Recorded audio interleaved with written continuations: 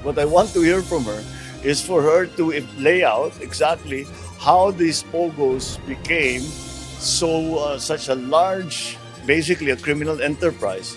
Gustong marinig mismo ni Pangulong Ferdinand Marcos Jr. mula kay dismissed Mayor Alice Guo kung paano lumaki ng husto ang operasyon ng Philippine Offshore Gaming Corporation Hub sa Bamban, Tarlac. Ayon kay PBBM, dapat maipaliwanag ni Guo kung paanong hindi niya nalalaman na may ganitong iligal na pogo sa kanyang mismong bayan.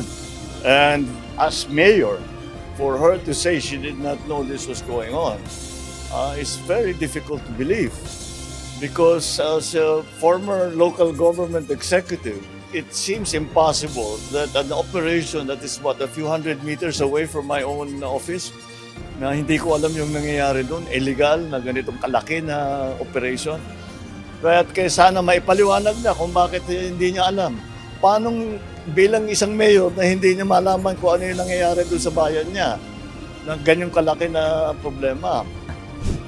Isa pa sa mga nais malaman ni Pangulong Marcos Jr. ay ang pinanggagalingan na yaman ni Guo. Umaasa ang Pangulo na mas magiging malinaw ang sagot ngayon ng dating alkalde sa mga isyung ito. Paano siya yumaman ng ganyan? Ba't ang dami-dami ng pera? Paano siya naging mayor na hindi naman sa kilala ng tiga doon? All of these things. All these questions have actually been asked by both the House and the Senate. I just hope she answers it better than her cohorts. Sina Cassandra Ong at saka sina Sheila Ong, very evasive makasagot. Sana naman mabuti-buti ang sagot ni Alice Go as compared dun sa mga kasamahan niya. Because it will not help her at all to be evasive. Mas bibigat ang magiging problema niya kung hindi siya magsabi ng totoo. Sa napaulat naman na prisoner swap na hiling umano ng Indonesian government, ayon kay Pangulong Marcos, walang opisyal na request na ganito ang Indonesia. No, there was because lumabas sa isang article sa Indonesia na dapat mag-swap. Pero hindi official yun.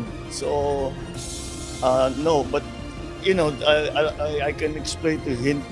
Hindi naging simple ang pag-pauwi ni Alice Go dito sa Pilipinas. It wasn't simple at all.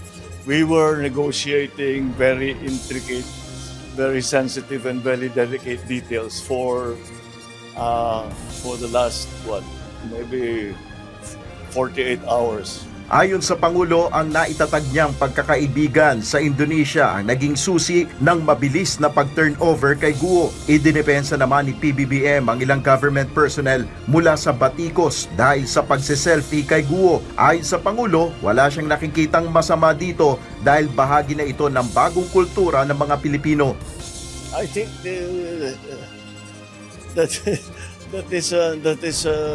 that is part of the new culture now na nagpapakuha lagi ng kahit ano.